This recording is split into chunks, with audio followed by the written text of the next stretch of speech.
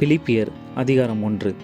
இயேசு கிறிஸ்துவின் ஊழியக்காரராகிய பவுலும் தீமோத்தேயும் பிலிப்பு பட்டணத்தில் கிறிஸ்து இயேசுவுக்குள்ளான பரிசுத்தவான்கள் அனைவருக்கும் கண்காணிகளுக்கும் உதவிக்காரருக்கும் எழுதுகிறதாவது, நம்முடைய பிதாவாகிய தேவனாலும் கர்த்தராகிய இயேசு கிறிஸ்துவினாலும் உங்களுக்கு கிருபையும் சமாதானமும் உண்டாவதாக.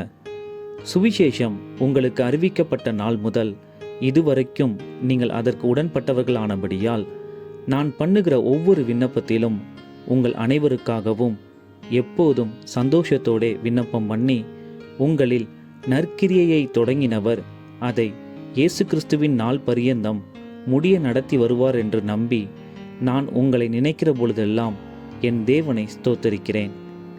என் கட்டுகளிலும் நான் சுவிசேஷத்திற்காக உத்தரவு சொல்லி அதை திடப்படுத்தி வருகிறதிலும் நீங்கள் அனைவரும் எனக்கு அளிக்கப்பட்ட கிருபையில் பங்குள்ளவர்களானதால் உங்களை என் இருதயத்தில் தரித்து கொண்டிருக்கிறபடியினாலே உங்கள் எல்லாரையும் குறித்து நான் இப்படி நினைக்கிறது எனக்கு தகுதியாயிருக்கிறது.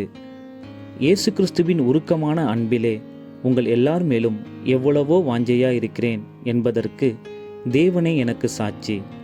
மேலும் உத்தமமானவைகளை நீங்கள் ஒப்புக்கொள்ளத்தக்கதாக உங்கள் அன்பானது அறிவிலும் எல்லா உணர்விலும் இன்னும் அதிகமாய் பெருகவும் தேவனுக்கு மகிமையும் துதியும் உண்டாகும்படி இயேசு கிறிஸ்துவினால் வருகிற நீதியின் கனிகளால் நிறைந்தவர்களாகி நீங்கள் கிறிஸ்துவின் நாளுக்கென்று துப்புரவானவர்களும் இடரலற்றவர்களுமாயிருக்கவும் வேண்டுதல் செய்கிறேன். சகோதரரே, எனக்கு சம்பவித்தவைகள் சுவிசேஷம் பிரபலமாகும்படிக்கு ஏதுவாயிற்றென்று நீங்கள் அறிய மனதாயிருக்கிறேன். அரண்மனை எங்கும் உள்ளவர்களுக்கும் மற்ற யாவருக்கும் என் கட்டுகள் கிறிஸ்துவுக்குள்ளான கட்டுகள் என்று வெளியரங்கமாகி, சகோதரரில் அநேகர் என் கட்டுகளாலே கர்த்தருக்குள் திடன் கொண்டு பயமில்லாமல் திருவசனத்தை சொல்லும்படி அதிகமாய் துணிந்திருக்கிறார்கள். சிலர் பொறாமையினாலும் விரோதத்தினாலும், சிலர் நல்மனதினாலும் கிறிஸ்துவை பிரசங்கிக்கிறார்கள்.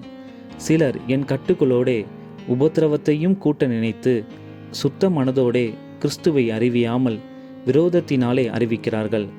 சுவிசேஷத்திற்காக நான் உத்தரவு சொல்ல ஏற்படுத்தப்பட்டவன் என்று அறிந்து சிலர் அன்பினாலே அறிவிக்கிறார்கள். இதனால் என்ன? வஞ்சகத்தினாலாவது உண்மையினாலாவது எப்படியாவது கிறிஸ்து அறிவிக்கப்படுகிறார். அதனால் சந்தோஷப்படுகிறேன், இன்னமும் சந்தோஷப்படுவேன். அது உங்கள் வேண்டுதலினாலும் இயேசு கிறிஸ்துவினுடைய ஆவியின் உதவியினாலும் எனக்கு இரட்சிப்பாக முடியும் என்று அறிவேன்.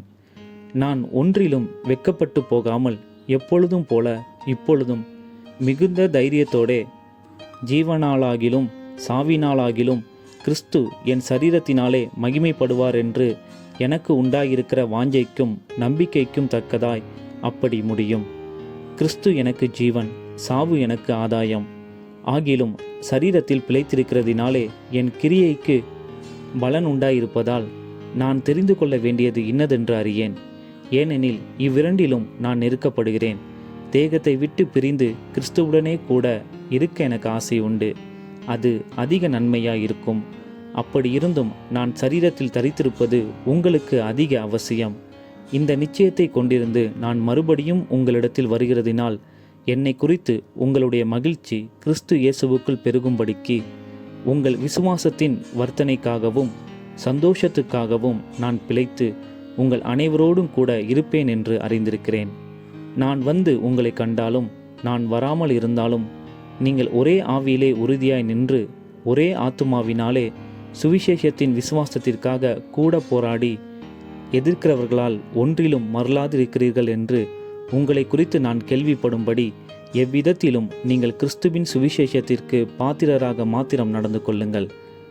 நீங்கள் மறலாதிருக்கிறது அவர்கள் கெட்டுப்போகிறதற்கும் நீங்கள் இரட்சிக்கப்படுகிறதற்கும் அத்தாட்சியாயிருக்கிறது. இதுவும் தேவனுடைய செயலே.